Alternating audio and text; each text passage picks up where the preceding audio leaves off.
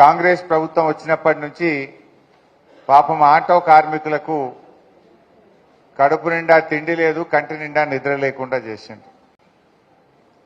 సరే, ప్రభుత్వం ఏదైనా నిర్ణయం తీసుకుంటే దానివల్ల ఎవరైనా నష్టపోతే వాళ్లకు సాయం చేయాలి. ఇదే కాంగ్రెస్ పార్టీ తమ మేనిఫెస్టోలో 12,000 రూపాయలు ఇస్తామని చెప్పి మేనిఫెస్టోలో పెట్టారు. ఇప్పటి వరకు దానికి అతిగతి లేదు. ఇవాళ ఉపాధి పోయింది.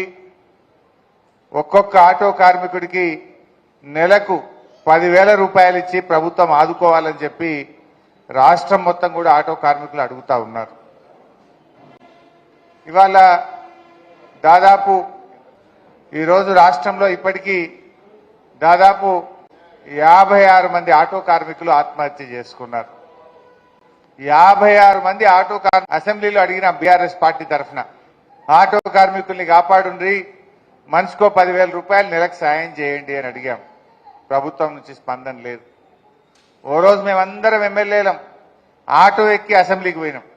అట్లనన్నా ఈ యొక్క కఠినాత్ముడి కళ్ళు తెరిపిద్దామని ఆటో ఎక్కి మేమందరం అసెంబ్లీకి పోయి కూడా నిరసన చెప్పే కార్యక్రమం చేశాం.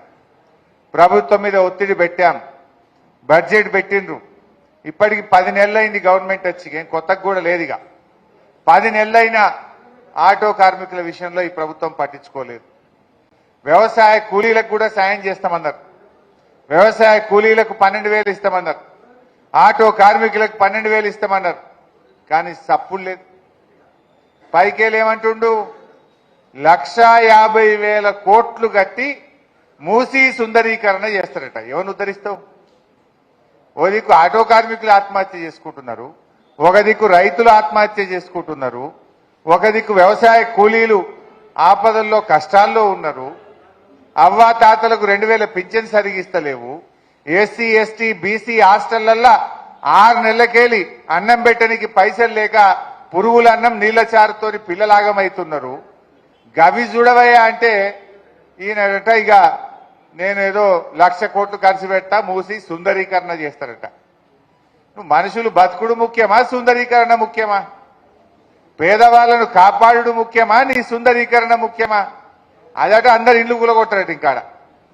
ఇంకా ఉద్దారకం ఏంటంటే గరీబోళ్లను ఓ 20,000 ఇండ్లు కూలగొట్టి సుందరీకరణ చేస్తారట.